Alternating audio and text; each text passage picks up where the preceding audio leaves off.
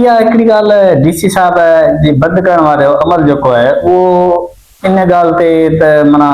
सही न आहे त माण्हुनि जो पाणी बंदि थियो आहे पर इन ॻाल्हि ते बि सही अमल आहे जो हू जॾहिं बि टैंकर माफ़िया या टैंकर वारा जेके रोड तां पाणी जॾहिं भरनि था मेन रोडनि तां त उन रोड जो उन स्कीमुनि जो उन्हनि आमदो रफ़्त जो जेको जेका भञन टैंकरनि कई आहे जेका तबाही कई आहे न उन खां माना केरु पुॼी नथो सघे छो जो हू माना अॻियां ॾिसंदा हेठि न ॾिसंदा का वञे थी गाॾी या छा ऐं पोयां जेको पाणी भरियल आहे हुनखे एॾो प्रेशर हूंदो आहे जो माना ॾिसो साईं रोड जो खानो ख़राब है कि मोटरसाइकिल या को बाहर विंदड़ उन जो खानो ख़राब उन जो ज़िम्मेदार बि केरु आहे तव्हांजा जेको आहे सो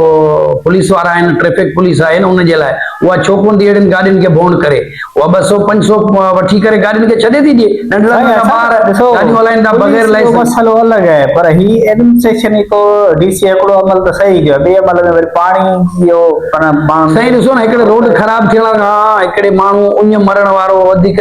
तकलीफ़ दह मसलो आहे या रोड ख़राब थियण रोड बिल्कुलु ट्रैक्टर वारा ख़राब कनि था इहे त जेके बि लॻल आहिनि पंहिंजो मशीनूं इहे विदाउट एनओसी वारियूं आहिनि इन्हनि जी का एनओसी कोन्हे न को रोड एनओसी आहे न को